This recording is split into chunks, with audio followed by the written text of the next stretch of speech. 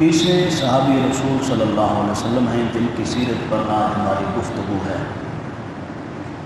19 صحابہ کرام کی سیرت پر گفتگو مکمل ہو چکی ہے، آج 20ویں پر ہے، اور ہم آپ کو بتا چکے ہیں کہ تقریباً 50 صحابہ کرام علیہ رضوان کی سیرت کو بیان کرنے کے حوالے سے ہمارا ہدف ہے، اس کو ہم نے مکمل کرنا ہے۔ کیوں ہم نے یہ سلسلہ شروع کیا صحابہ کی سیرت کے حوالے سے، وہ میں نے پہلے بتا دیا تھا۔ درمیان میں لاک ڈاؤن کی وجہ سے اس کو روکے رکھا اور پچھلے اتوار سے اس کا آغاز کر دیا۔ اب اللہ کے کرم سے امید یہی ہے کہ انشاءاللہ اس کو پورا کریں گے۔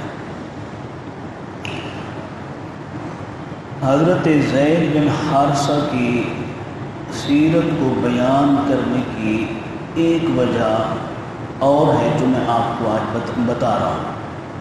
ان کی سیرت کے اندر جو ایک اہم وجہ ہے جو ہمارے معاشرے میں پائی جاتی ہے، اس حوالے سے وہ مسئلہ ان کی سیرت سے ہمیں معلوم ہو رہا ہے۔ بنیادی طور پر حضرت زید بن حارثہ رضی اللہ تعالیٰ عنہ تقریباً ان کی عمر مبارک 8 سال تھی۔ یمن کے رہنے والے تھے۔ یمن کے شہر کا ایک قصبہ تھا، ایک گاؤں تھا جس کا نام تھا بنو کلب، وہاں کے یہ رہنے والے تھے۔ چھوٹا سا کنبہ تھا، مختصر کنبہ تھا، جس میں ماں باپ اور اولاد شامل تھی۔ ان میں ایک یہ حضرت زید بن حارثہ تھے، عمر 8 سال ہے۔ والد کا نام حارثہ ہے اور والدہ کا نام سودا تھا۔ ہنستا مسکراتا خوشوں کے ساتھ یہ کنبہ زندگی گزار رہا تھا۔ اچانک ماحول کی گرمی کی وجہ سے، ماحول کے خراب ہو جانے کی وجہ سے حضرت زید کی والدہ نے فیصلہ کیا اپنے میکے جانے کے لیے۔ تو ظاہر ہے ماں کہیں جا رہی ہوتی ہے تو اپنی اولاد میں سے کسی چھوٹے بچے کو، یا کوئی بوڑھی خاتون کہیں دور جا رہی ہوتی ہے تو کسی چھوٹے بچے یا بچی کو اپنے ساتھ لے کے چلی جاتی ہے۔ تو آپ کی والدہ میکے جا رہی تھی تو حضرت زید 8 سال عمر ہے، ان کو اپنے ساتھ ملایا اور میکے روانہ ہو گئی۔ حضرت زید رضی اللہ تعالیٰ عنہ اپنی والدہ کے ساتھ پیچھے پیچھے کبھی انگلی پکڑ کر کے ماں کے ساتھ، کبھی پیچھے رہ جاتے ہیں، کبھی آگے دوڑ کے چلے جاتے ہیں۔ جیسے ایک بچوں کا رویہ ہوتا ہے ماں باپ کے ساتھ کھیلنے کودنے کے حوالے سے، جیسے ہمارے شاکر چاچا آتے ہیں تو ان کے پوتے کبھی ان کے آگے بھاگ جاتے ہیں، کبھی پیچھے، اس طریقے سے کبھی بیٹا آگے جاتا ہے کبھی پیچھے۔ خوشی خوشی سفر ہو رہا ہے، درمیان سفر میں ڈاکو نے حضرت زید بن حارثہ کی والدہ اور ان پر حملہ کیا۔ جو بھی ساز و سامان کھانے پینے کے حوالے سے یا جو کچھ تھا وہ لوٹا۔ اور اس وقت کا آپ کو علم ہے کہ غلام بنانے کا بہت رواج ہوتا تھا۔ چھوٹی عمر کے بچوں کو پکڑ کر کے اغوا کر کے پھر ان کو منڈی میں لے جاتے تھے۔ منڈی میں لے جا کر کے ان بچوں کو پھر فروخت کیا جاتا تھا۔ جو حضرات لیتے تھے پھر ان کو اپنا غلام بنا لیتے تھے۔ حضرت زید کو انہوں نے اغوا کر لیا، چھوٹی عمر ہے، کم سن عمر ہے۔ اغوا کر کے عرب کے ایک مشہور بازار، عالمی بازار جس کا نام عکاظ تھا، اس بازار میں لے آ کر کے حضرت زید کو انہوں نے بیچا۔ اور لیا کس نے؟ حضرت خدیجۃ الکبریٰ رضی اللہ تعالی عنہ کے بھتیجے حضرت حکیم بن حزام نے 400 درہم میں حضرت حکیم بن حزام نے حضرت زید کو خریدا اور حضرت خدیجۃ الکبریٰ رضی اللہ تعالی عنہ کے حوالے کیا۔ یہاں تک یہ اسٹوری ہے حضرت زید کے اغوا ہونے کی، وہاں سے بازار عکاظ میں، وہاں سے پھر حضرت خدیجۃ الکبریٰ رضی اللہ تعالی عنہ کے پاس۔ فی الوقت حضرت خدیجہ کا حضور سے نکاح نہیں ہوا تھا، نہ رخصتی ہوئی، نہ نکاح ہوا، نہ منگنی، کچھ بھی نہیں تھا۔ جب حضرت خدیجہ کے ساتھ پیارے آقا کا نکاح ہوا تو آپ صلی اللہ علیہ وآلہ وسلم کا جانا ہوا، تو آپ نے دیکھا کہ حضرت خدیجہ کے گھر میں یہ بچہ 8 سال کی عمر کا کھیل کود رہا ہے۔ تو آپ صلی اللہ علیہ وسلم کو اس بچے کی عادت بہت اچھی لگی، شکلاً بھی ماشاءاللہ خوبصورت تھے، عملاً بھی خوبصورت تھے، بہت پسند آئے۔ یوں سمجھیں کہ آپ صلی اللہ علیہ وسلم کو ان پر پیار آ گیا۔ تو حضور صلی اللہ علیہ وسلم نے خواہش فرمائی، آپ نے فرمایا خدیجہ یہ کہاں سے لائی ہو؟ عرض کی یا رسول اللہ یہ بازار عکاظ میں سے میں نے اس بچے کو خریدا ہے۔ تو آقا نے فرمایا خدیجہ میرا اس بچے پر دل آ گیا ہے، لہذا یہ مجھے دے دو۔ تو حضرت خدیجہ نے عرض کی یا رسول اللہ آپ سے کون سی چیز پیاری ہو سکتی ہے؟ آپ سے میں کون سی چیز محبوب کر سکتی ہوں؟ آپ کے سوا میرے لیے اب دنیا میں کوئی چیز محبوب نہیں ہے، یہ آپ کے لیے، میں بھی آپ کی۔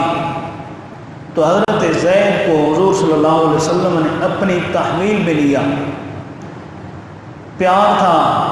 اب ان کا لقب جو ہے نا حضرت زید کا، ان کا لقب ہے حب النبی اور حب الرسول صلی اللہ علیہ وسلم، یعنی نبی کریم صلی اللہ علیہ وسلم کا محبوب۔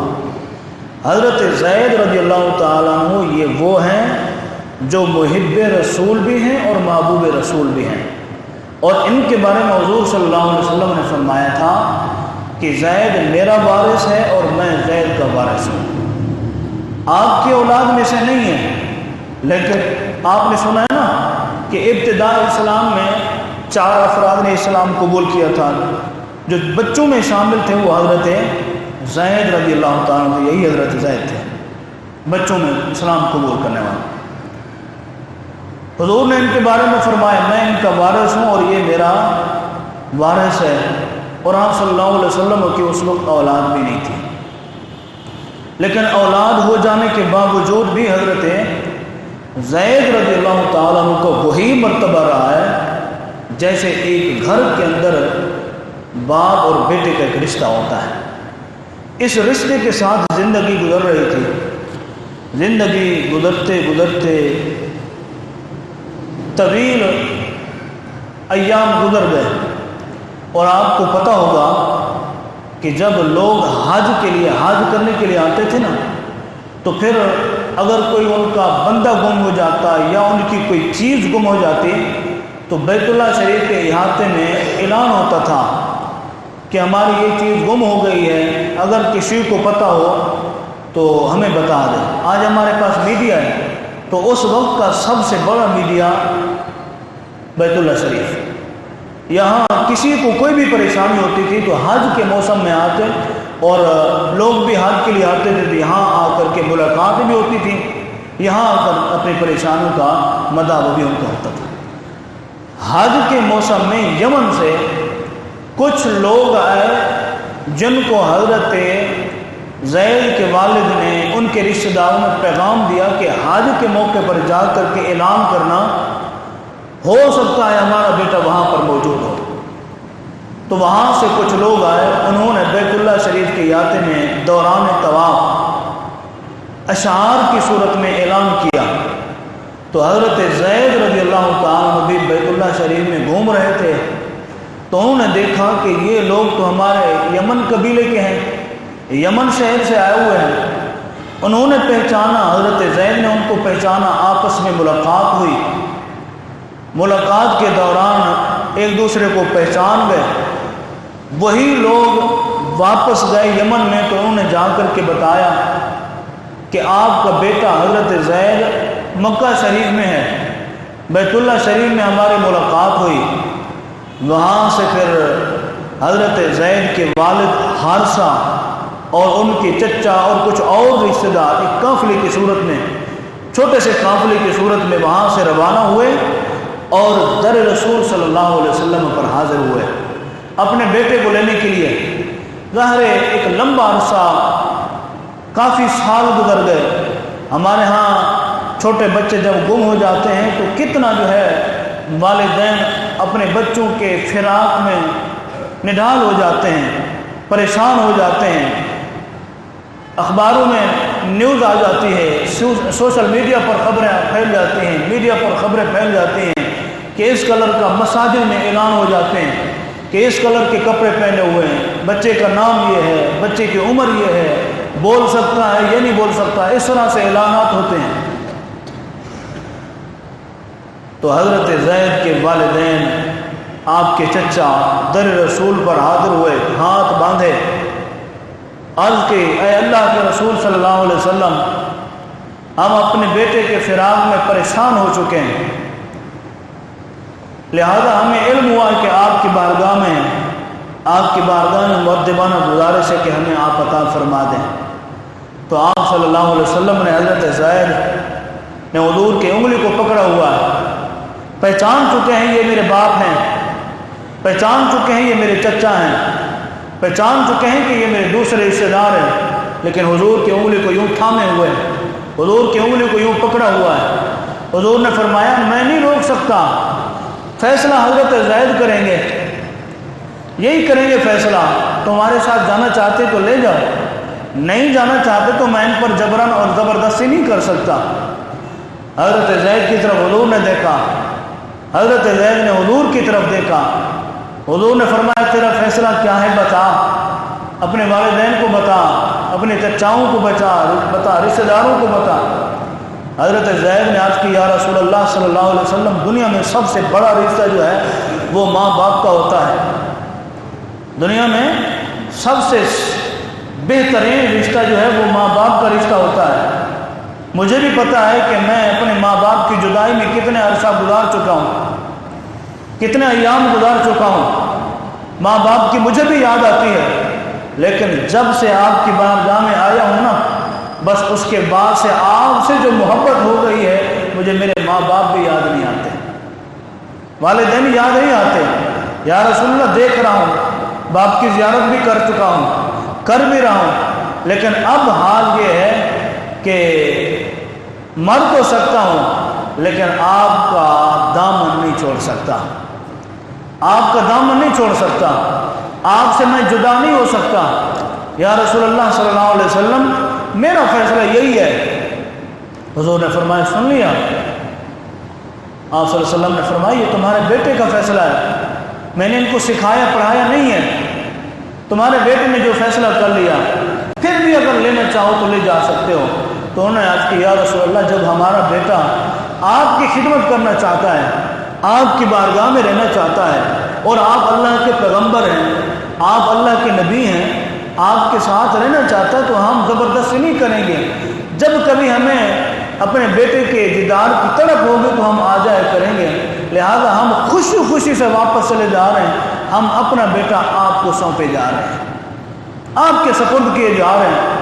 اس وقت حضور صلی اللہ علیہ وسلم نے خانہ کعبہ میں جا کر کے آپ نے اعلان فرمایا، آپ نے فرمایا مکہ والوں میں اعلان کر رہا ہوں، تم گواہ ہو جاؤ، آج کے بعد زید میرا بیٹا ہے اور میں زید کا باپ ہوں، زید میرا بیٹا ہے اور میں زید کا باپ ہوں۔ اور آپ صلی اللہ علیہ وسلم نے سب سے پہلے، ہجرت سے پہلے، حضرت ام ایمن، یہ حضور کی آیت تھی، حضرت ام ایمن یہ حضور کی آیت تھی، حضور کے گھر میں رہتی تھیں، اور آپ صلی اللہ علیہ وسلم محبت کے طور پر بطور محبت ان کو فرماتے تھے تو میری ماں ہے۔ عمر بھی تھوڑی زیادہ تھی، عمر رسیدہ تھی، تو حضور فرماتے تھے میری ماں ہے تو، اگرچہ ان سے کوئی غلطی ہو جاتی ہے تب بھی آپ فرماتے تو میری ماں ہے۔ ان سے حضور صلی اللہ علیہ وسلم نے حضرت زید سے نکاح کیا، وہ بھی کیوں؟ حضور صلی اللہ علیہ وسلم نے فرمایا تھا کہ اگر کوئی جنتی عورت کے ساتھ نکاح کرنا چاہے تو ایمن ہے. اگر کوئی جنتی عورت کے ساتھ نکاح کرنا چاہے تو ایمن ہے. تو حضرت زید کو پتہ چلا، حضرت زید دوڑے آئے، آج کہ یا رسول اللہ صلی اللہ علیہ وسلم میں نکاح کرنا چاہتا ہوں اس جنتی عورت کے ساتھ. حضور نے ان سے نکاح فرمایا. نکاح کرانے کے بعد انہی کے پشت میں سے، انہی کی صلب میں سے حضرت اسامہ رضی اللہ تعالیٰ عنہ پیدا ہوئے تھے. یہ حضرت زید کے بیٹے. یہ ہجرت سے پہلے آپ صلی اللہ علیہ وسلم نے ان کا نکاح کیا تھا حضرت ایمن سے.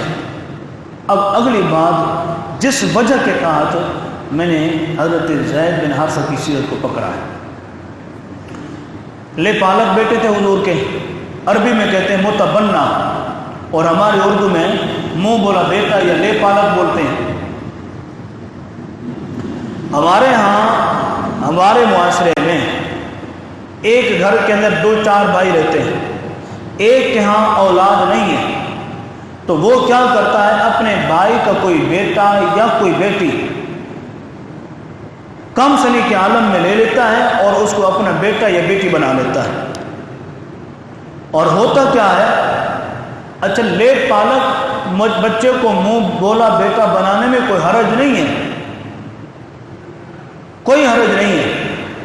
لیکن جب آپ نے اسے منہ بولا بیٹا بنایا ہے تو کیا ڈاکومنٹس میں بھی آپ کا نام آئے گا؟ جو آپ اس کے ڈاکومنٹس بنوا رہے ہیں، جو اس کے فارم وغیرہ ہیں، ان میں ولدیت آپ کی ہوگی، ماں کا نام آپ کی بیوی کا ہوگا جس کو آپ نے منہ بولا بیٹا بنایا. سوال یہ ہے کہ آپ کا نام ہوگا یا آپ اور آپ ماں کے حوالے سے آپ کی اہلیہ کا نام ہوگا یا اس بچے کے اصل والدین کا نام ہوگا. سوال اصل یہ ہے. اور ہمارے معاشرے میں یہ رسم کبھی اور یہ تصور کبھی جاری ہے کہ جس سے ہم نے منہ بولا بیٹا، جس سے ہم نے بیٹا یا بیٹی لیا، اب اگلے مراحل میں ڈاکومنٹس میں نام جو لیتا ہے وہی اپنے ڈاکومنٹس میں والد یا والدہ کا نام ڈال لیتا ہے. مثال کے طور پر میرا نام طالب حسین ہے، میں کسی سے بیٹا لیتا ہوں تو میں ولدیت میں اپنا نام لکھوا دیتا ہوں، حالانکہ یہ شرعاً جائز نہیں ہے. شرم یہی ہے کہ اس کا جو اصل والد اور والدہ ہیں ان کا نام ڈالا جائے گا. ایک بات یہ. دوسری بات یہ ہے کہ جس کو آپ نے لے پالک بنایا، اگر آپ کے قریبی رشتہ داروں میں نہیں ہے جس کو آپ نے منہ بولا بیٹا بنایا ہے، آگے جا کر کے آپ کی جائیداد کا وارث بنے گا، جبکہ وہ اصلاً شریعت کے لحاظ سے آپ کی جائیداد کا وارث ہی نہیں بن سکتا. اصلاً جس کو آپ نے اپنے بھائی سے لے کر کے بیٹا بنایا وہ آپ کا بھتیجا بنتا ہے، آپ کا وہ بھتیجا بن رہا ہے، لیکن جائیداد میں اس کو وہ حصہ تو نہیں ملے گا جتنا حصہ آپ کی اصل اولاد کو ملنا چاہیے، جتنا حصہ آپ کی اصل بیٹی یا بیٹے کو ملنا چاہیے اس کو وہ حصہ تو نہیں ملے گا. لیکن وہ جب آپ کا بیٹا بن رہا ہے تو آپ کی پوری جائیداد کا مالک بن رہا ہے. اس وجہ سے اسلام اس بات کو ناپسند کر رہا ہے. تیسری وجہ یہ ہے کہ جس کو آپ نے منہ بولا بیٹا بنایا، اس کی جب آپ شادی کرتے ہیں تو جس خاتون کے ساتھ آپ شادی کرواتے ہیں وہ آپ کی بن جاتی ہے بہو، وہ آپ کی بہو بن جاتی ہے. لیکن جو بچہ آپ کا اصل ہے، اصلی جو آپ کا بچہ ہے، اس کی بیوی اور جس کو آپ نے منہ بولا بنایا ہے اس کی بیوی کے درمیان فرق ہے. آپ کا بیٹا، آپ کا جو اصل بیٹا ہے، اس کی بیوی سے آپ نکاح نہیں کر سکتے، لیکن جس کو آپ نے منہ بولا بیٹا بنایا ہے اس کی بیوی سے آپ نکاح کر سکتے ہیں، اس کی بیوی سے آپ نکاح کر سکتے ہیں. میں آپ کو بتا رہا ہوں 22ویں پارے کے اندر حضرت زید رضی اللہ تعالی عنہ ان کا دوسرا نکاح کرایا حضور صلی اللہ علیہ وسلم نے اپنی پھوپھی زاد حضرت زینب بنت جحش سے. ان کا نکاح حضرت زینب بنت جحش جو حضور کی پھوپھی زاد ہیں ان سے حضور نے نکاح کرا دیا. اب ظاہر ہے حضور کے خاندان سے تھی، اور حضرت زید حضور کے خاندان میں سے نہیں تھے. حضور کا خاندان اونچے مرتبے والا اور حضرت زید کا خاندان نیچے مرتبے والا تھا، لیکن حضور کی یہ خواہش تھی کہ ان کا نکاح میں کرا دوں.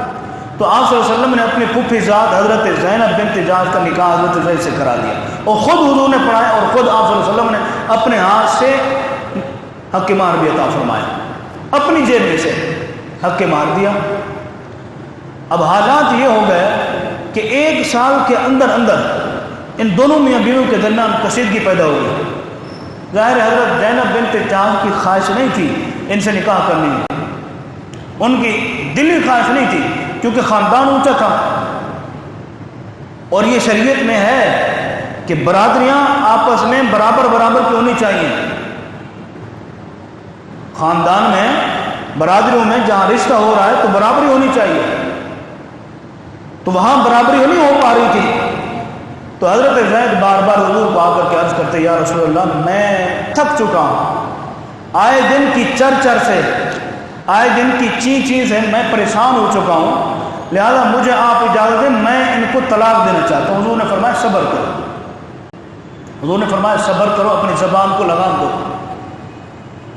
صبر کرتے رہے 1 سال کا عرصہ کسی نہ کسی طریقے سے، بلکہ صبر کے عالم میں انہوں نے گزار دیا. آخر کار حضور سے عرض کی یا رسول اللہ میں نے اب طلاق دے دی ہے. اور حضرت زینب بنت جحش یہی چاہتی تھی کہ مجھے طلاق مل جائے. طلاق ہو گئی. اب طلاق ہو جانے کے بعد حضرت زینب بنت جحش نے عدت مکمل کی، عدت مکمل کر لی. اب حکم الہی آیا کہ اے محبوب صلی اللہ علیہ وسلم آپ نکاح کریں حضرت زینب بنت جحش سے، آپ نکاح فرما لیں. اب حضرت زینب بنت جحش سے حضور صلی اللہ علیہ وسلم نے نکاح فرمایا حکم الہی کے مطابق، اللہ کے حکم کے مطابق آپ نے ان سے نکاح فرما لیا. جبکہ آپ کے منہ بولے بیٹے تھے، حضرت زید حضور کے منہ بولے بیٹے تھے، اور یہی رسم تھی عرب کے اندر کہ وہ اپنے منہ بولے بیٹے کی بیوی کو جب طلاق ہو جاتی تھی وہ اسے نکاح نہیں کرتے تھے. وہ کہتے تھے ہماری بہو ہے، وہ وارث بھی بنتی تھی جائیداد کی. اب اللہ کے حکم کے مطابق حضور صلی اللہ علیہ وسلم نے حضرت زینب بنت جحش سے نکاح کیا اور اس رسم کو عرب کے اندر ختم کر دیا. اب پھر لوگوں نے کہنا شروع کر دیا کہ دیکھو محمد صلی اللہ علیہ وسلم تو کہتے تھے کہ یہ زید جو ہے میرا بیٹا ہے، اب اس اپنے بیٹے کی بیوی کے ساتھ نکاح رچا لیا. معذاللہ اپنے بیٹے کی بیوی سے حضور نے نکاح رچا لیا. دیکھو لوگوں نے پورے معاشرے کے اندر اسی بات کا ڈھنڈورا پیٹنا شروع کر دیا. میں آپ کو کہہ رہا ہوں، آپ دوسرے کو تیسرے چوتھے کو ایسے بات پھیلتی پھیل گئی. جب لوگوں کے ذہنوں میں یہ بات آ گئی کہ حضور نے اپنے بیٹے کی بیوی کے ساتھ نکاح کر لیا، تو اللہ نے قرآن نازل فرما دیا ما کان محمد ابا احد من رجالکم ولکن رسول اللہ، کہ محمد صلی اللہ علیہ وسلم کسی کے باپ نہیں ہے. ما کان محمد ابا احد، محمد عربی صلی اللہ علیہ وسلم کسی کے باپ نہیں، ولکن رسول اللہ، لیکن وہ اللہ کے رسول ہیں، اللہ کے رسول ہیں. یہاں پر اس آیت کے نزول سے اللہ رب العالمین نے اس بات کا اعلان کر دیا کہ وہ حقیقی باپ نہیں ہیں. روحانی باپ تو ہیں حضور صلی اللہ علیہ وسلم ہمارے، لیکن حقیقی باپ تم میں سے کسی کے نہیں ہیں. لہذا آج کے بعد زید کے بارے میں کوئی یہ نہ کہے کہ زید جو ہے حضور صلی اللہ علیہ وسلم کے حقیقی بیٹے تھے. جب یہ آیت اتری، آیت نازل ہوئی، اس کے بعد ہر ایک کا ذہن صاف ہو گیا کہ جو ہم اپنے ذہنوں کے اندر ایک غلط سوچ اور غلط تصور رکھے ہوئے تھے، کہ آج کے بعد ہم نے اپنے ذہنوں کو صاف کر دیا کہ جس کو منہ بولا بیٹا بنایا جائے وہ حقیقی بیٹا نہیں ہوتا، جس کو منہ بولی بیٹی بنایا جائے وہ حقیقی بیٹی نہیں ہوتی. لہذا حضور کے اس نکاح کرنے کی وجہ سے ساری کی ساری رسموں کو ختم کر کے رکھ دیا گیا جو منہ بولے بیٹے کے والے سے پائی جاتی تھی. اور یہ وہ حضرت زید ہیں، تمام صحابہ میں سے حضرت زید ہیں کہ جن کا نام اللہ نے قرآن میں لیا ہے. جتنے بھی صحابہ ہیں 1,24,000 کم و بیش، یا 1,40,000 یا 1,18,000 یا 1,14,000 مختلف روایت کے مطابق، جتنے بھی صحابہ ہیں ان تمام میں سے صرف اور صرف یہ ایک صحابی رسول ہیں حضور کے منہ بولے بیٹے، جن کا نام خود اللہ رب العالمین نے لے کر کے قرآن میں ارشاد فرمایا، فلما قضى زید منها وطرا، جب حضرت زید نے اپنی حاجت پوری کر لی حضرت زینب بنت جحش سے، پھر انہوں نے نکاح توڑ دیا، طلاق دے دی، پھر ہم نے اے محبوب آپ کا نکاح ان سے کر دیا۔ یہ 22 پارے کے اندر ترجمہ آپ اٹھا کر کے پڑھ لیجیے گا۔ یہ حضرت زید بن حارثہ کے والد سے ایک مختصر تاریخ تھی جو میں نے آپ کی خدمت میں پیش کی، اور وجہ کیا تھی اس سیرت کو بیان کرنے کے حوالے سے کہ ہماری ذہنوں میں، ہمارے خیالات میں، ہمارے دماغوں میں جو ایک رسم رچی بسی ہوئی ہے کہ کسی کے بیٹے کو اپنا بیٹا بنا لینے سے ہم حقیقی بیٹا بنا لیتے ہیں، ڈاکومنٹس میں اپنا نام ڈال دیتے ہیں، یہ نہیں ہونا چاہیے۔ شریعت میں اس کو ناجائز قرار دیا گیا ہے۔ اللہ رب العالمین ہمیں عمل کی توفیق عطا فرمائے، صحابہ کی سیرت سے محبت عطا فرمائے۔ وآخر دعوانا ان الحمد للہ رب العالمین۔